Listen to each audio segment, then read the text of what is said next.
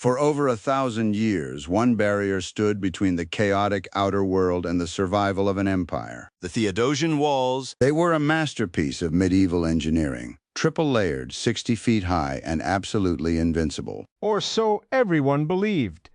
But on a spring morning in 1453, a sound shattered that ancient security. A sound so violent it could be felt miles away. The ground shook, the stone cracked, and the Middle Ages came to an abrupt, violent end. It's April 1453. Constantinople, the crown jewel of the once mighty Eastern Roman Empire, is running out of time. If you looked down from the high towers back then, you wouldn't see a thriving capital. You would see a ghost of a city dotted with empty ruins and surrounded by a vast, silent ocean of over 80,000 Ottoman soldiers. Inside, there are barely 7,000 men left to defend the gates. The math was simple. It was 11 against 1. How did it come to this? Well, decades before this final siege, Constantinople had already been hollowed out. A tragic betrayal by Christian crusaders in 1204 had left the empire bankrupt and fragmented.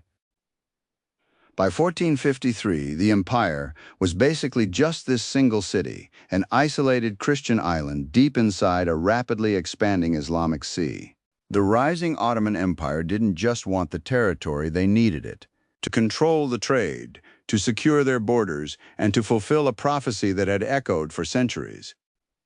This clash of civilizations was driven by two starkly different men.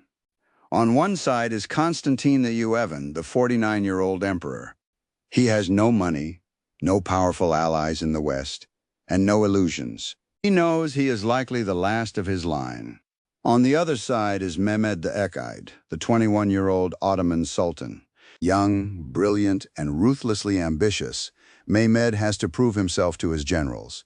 For him, Constantinople is not just a strategic prize, it is his destiny. But the defenders have a secret weapon, Giovanni Giustiniani, a legendary Genoese commander, who arrived with 700 professional soldiers, determined to make the Sultan bleed for every single inch of stone.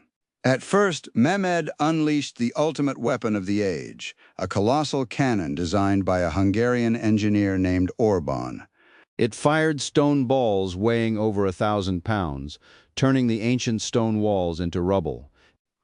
But the siege didn't end quickly. The massive cannon was so heavy it took hours to reload.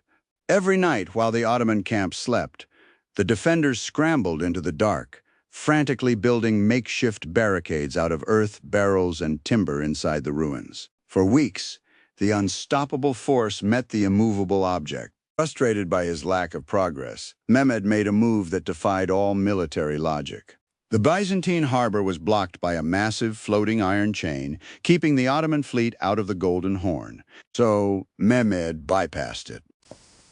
Over a single grueling night, thousands of Ottoman soldiers used greased wooden rollers to haul dozens of fully armed war vessels overland.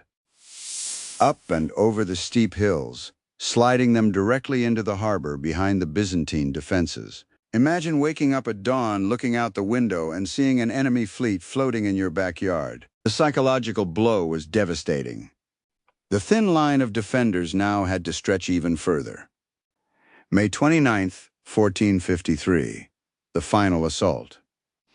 Wave after wave of Ottoman troops hit the walls. Then, a critical blow. Giustiniani, the lifeblood of the defense, is severely wounded. As his men carry him away to a waiting ship, panic spreads like wildfire. The gate is breached. The foreigners are leaving. In the chaos, the defense collapses. Realizing the end has come, Emperor Constantine XI makes his final choice. He tears off his purple imperial cloak, refuses to flee, and charges headfirst into the advancing enemy as a common soldier. He was never seen alive again. The invulnerable walls were finally breached.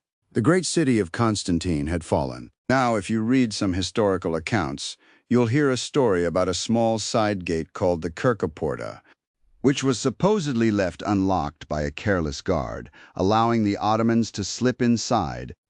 But modern historians are skeptical. This unlocked door story was written years later by Western chroniclers. The truth is less about a forgotten lock, and more about the brutal reality of an exhausted, outnumbered defense reaching its breaking point. The fall of Constantinople changed the course of human history. As Greek scholars fled the falling city, they carried ancient texts to Western Europe, igniting the flames of the Renaissance. And with the traditional trade routes to the east, now under Ottoman control, European merchants were forced to look elsewhere. They looked west, across the vast Atlantic Ocean. Without the fall of Constantinople in 1453, the voyages of Columbus and the Age of Discovery might never have happened when they did. Constantine chose to die as a soldier rather than surrender his city. If you were in his position with no hope of victory, would you have fled to fight another day or made the same final stand? Let know what you think, and we'll see you in the next chapter of history.